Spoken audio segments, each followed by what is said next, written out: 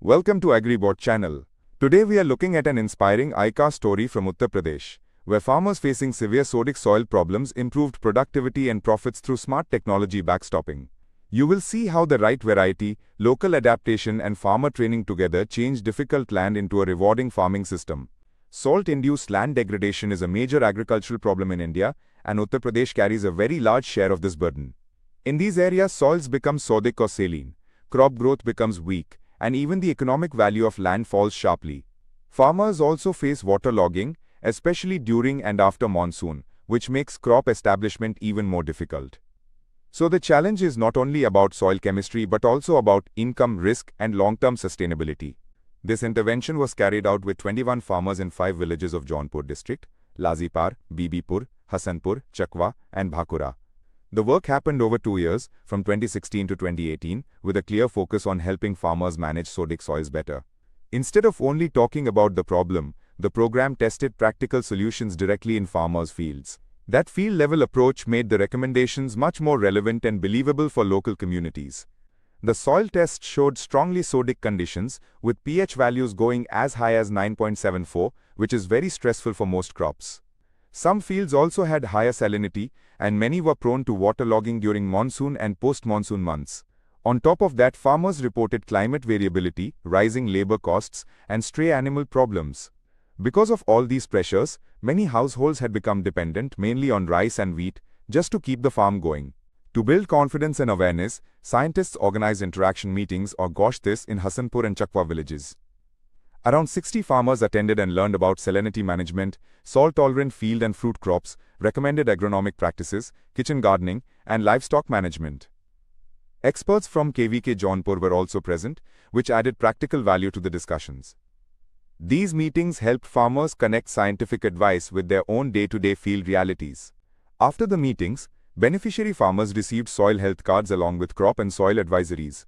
This is important because once farmers know the condition of their soil, they can make better decisions instead of spending blindly on inputs. They were also encouraged to use local resources like farmyard manure and crop residue management to improve soil quality. In sodic areas, this kind of informed and low-cost management can make a real difference over time. The standout result in this study was the performance of Basmati CSR-30, a salt-tolerant rice variety. Even under sodic conditions, it produced yields between 1.40 and 2.21 tons per hectare, with an average of 1.63 tons. Farmers also felt it adapted better than the coarse-grained local rice varieties they were already growing. That matters because in stress-prone areas, stability and adaptability are often just as important as top-end yield. The real turning point was income. Farmers adopting CSR-30 earned gross incomes from about 44 rupees, 800 to 70 rupees, 400 per hectare, because the fine-grained basmati fetched a premium market price of 3 rupees, 200 per quintal.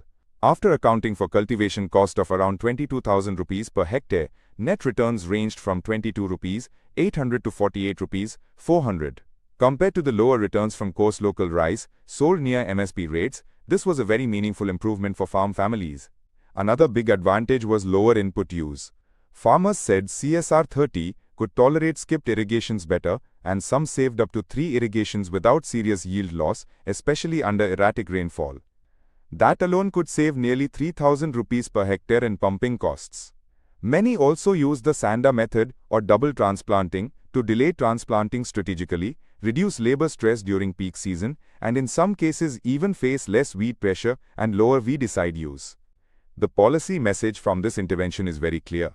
Supplying high-yielding salt-hardy cultivars to farmers in sodic areas can quickly improve income and resilience, especially when climate variability is also increasing. But the best results come when institutional recommendations are blended with farmers' own local knowledge and practical innovations. That hybrid approach is more acceptable, more useful, and much more likely to spread to neighboring villages facing similar conditions. This case from Jaunpur shows that even difficult sodic lands can become productive when farmers get the right variety, the right advice, and the freedom to adapt locally. If you found this useful, like the video, share it with fellow farmers and agriculture students, and subscribe to AgriBot channel for more practical success stories from Indian agriculture.